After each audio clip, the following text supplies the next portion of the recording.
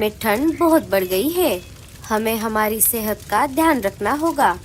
अरे हाँ लाडो, दिन ब दिन हमारे जंगल में ठंड बढ़ती ही जा रही है। अरे दोस्तों, ये बुलबुल कहाँ पर है? एक दो दिनों से कहीं पर दिखाई नहीं दे रही। अरे मीनू मौसी, क्या आपको नहीं पता? बुलबुल 2-4 दिनों से बहुत बीमार है। उसे बहुत तेज बुखार है, इसीलिए वो घर के बाहर नहीं आ रही। अच्छा, तो ऐसी बात है। ठंड की वजह से मैं भी आजकल घर से बाहर नहीं आ रही, इसीलिए मुझे नहीं पता चला। चलो, हम बुलबुल से मिलकर आते हैं।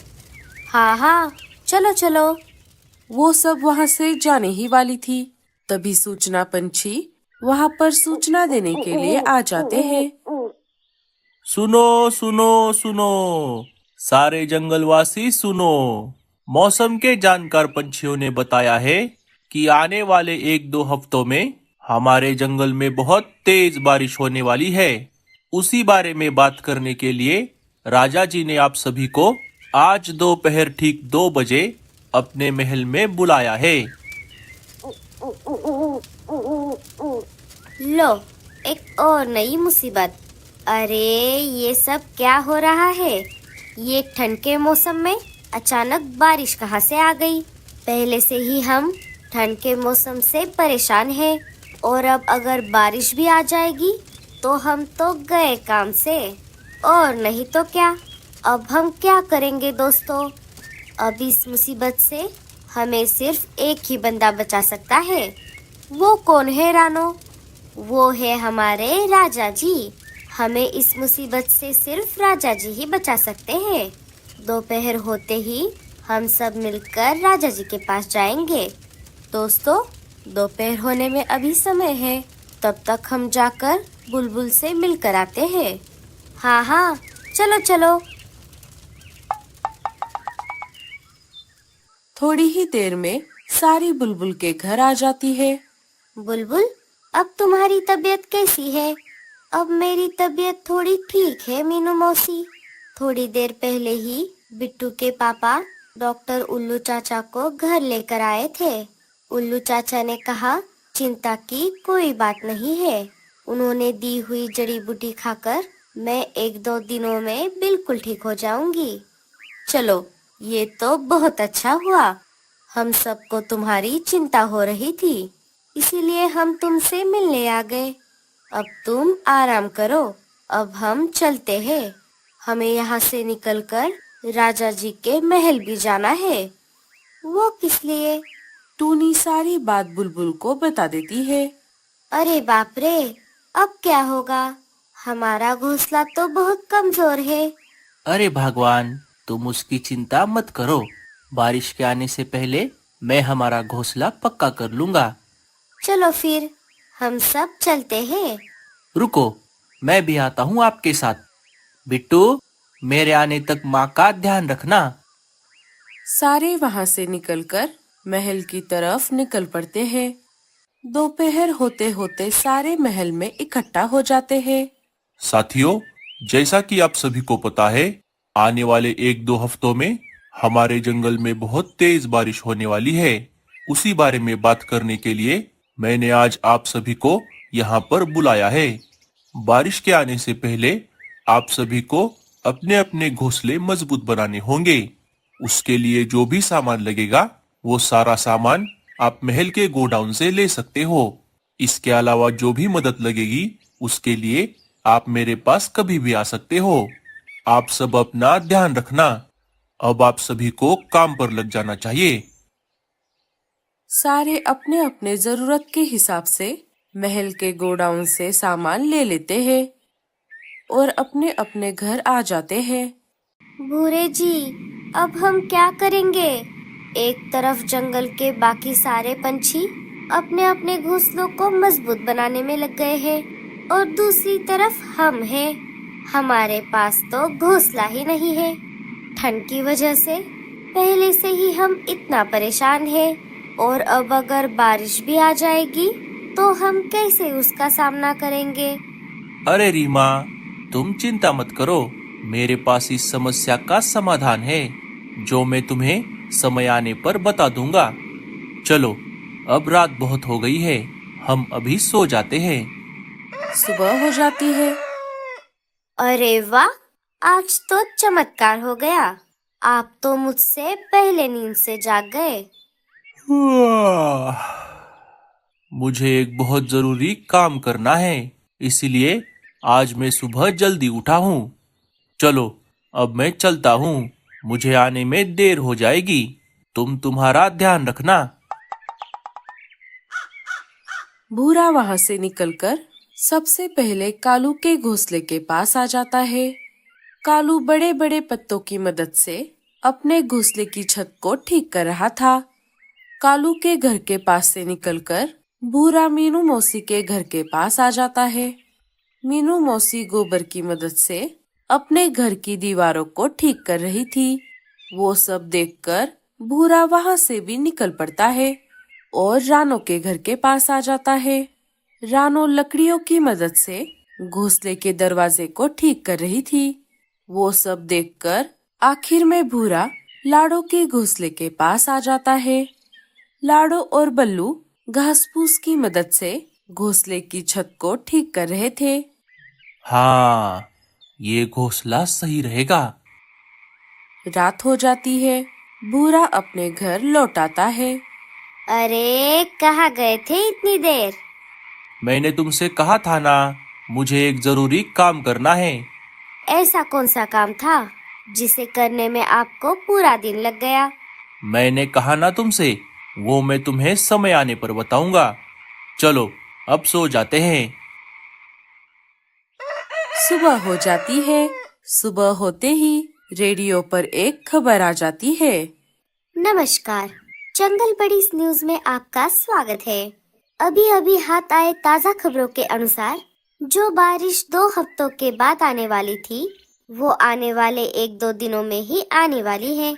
इसीलिए सारे पंछी अपना ध्यान रखें। इसी खबर के साथ हम आपसे विदा लेते हैं। सुनते रहिए जंगल बड़ी न्यूज। अरे बाप रे, अब क्या होगा? मेरा घर तो गोबर का है और कल ही मैंने छत पर नया गोबर लगाया है। 1-2 दिनों में ये कैसे सूखेगा? सारे पंछी चिंतित हो गए। अरे बाप रे, भूरे जी, अब तो हम गए काम से। अब हमारी खैर नहीं। अरे रीमा, क्या तुम भूल गई? जब ये भूरा है तुम्हारे साथ तो टेंशन की क्या बात। अब मेरी बात ध्यान से सुनो। भूरा अपना सारा प्लान रीमा को बता देता है। अरे वाह भूरे जी, ये तो बहुत बढ़िया प्लान है। हम बिल्कुल ऐसा ही करेंगे। 1-2 दिन बीत जाते हैं। फिर एक दिन रात के समय आसमान में घने काले बादल छा जाते हैं और देखते ही देखते मूसलाधार बारिश शुरू हो जाती है। बिजली की कड़कड़ाहट से पंछी डरने लगते हैं। चलो रीमा, हम दोनों काम पर लग जाते हैं।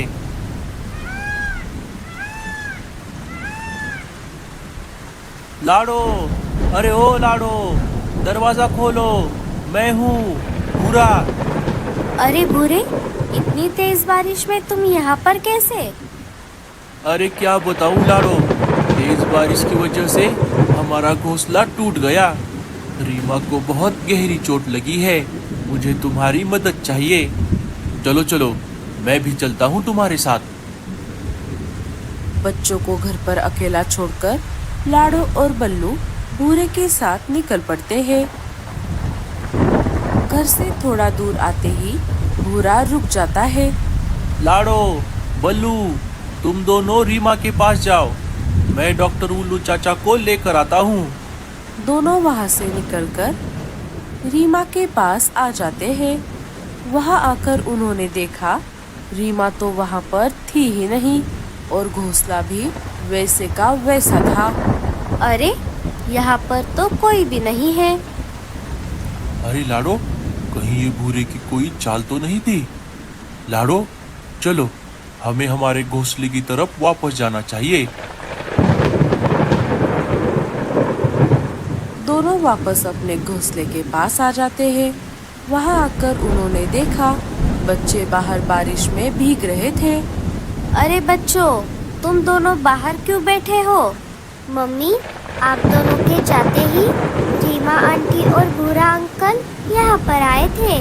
उन्होंने हमें घर के बाहर निकाल दिया और अंदर से दरवाजा बंद कर दिया। भूरे, रीमा, ये तुम दोनों ने बहुत गलत किया। ऊपर वाला तुम्हें इसकी सजा जरूर देगा। अजी, अब हम क्या करेंगे? इतनी तेज बारिश में हमारी कौन मदद करेगा? लाडो, तुम चिंता मत करो, मैं कुछ करता हूँ। आओ मेरे पीछे पीछे। सब वहाँ से निकल पड़ते हैं। थोड़ी देर इधर उधर खोज करने पर उन्हें एक जगह एक बहुत बड़ा पेड़ दिखाई देता है जो अंदर से खोखला था। लाडो, ये देखो, ये पेड़ कितना बड़ा है और अंदर से खोखला भी है। सारे अंदर आ जाते हैं। मम्मी, यहाँ पर तो बहुत अंधेरा है। मुझे बहुत डर लग रहा है मम्मी। डरो मत बच्चों, हम दोनों हैं ना तुम्हारे साथ। बल्लू आसपास की सूखी लकड़ियाँ इकट्ठा करता है और पत्थर की मदद से आग जलाता है। लाडो, अब बारिश के रुकने तक हम यही रहेंगे। बारिश अपने जोरों पर थी।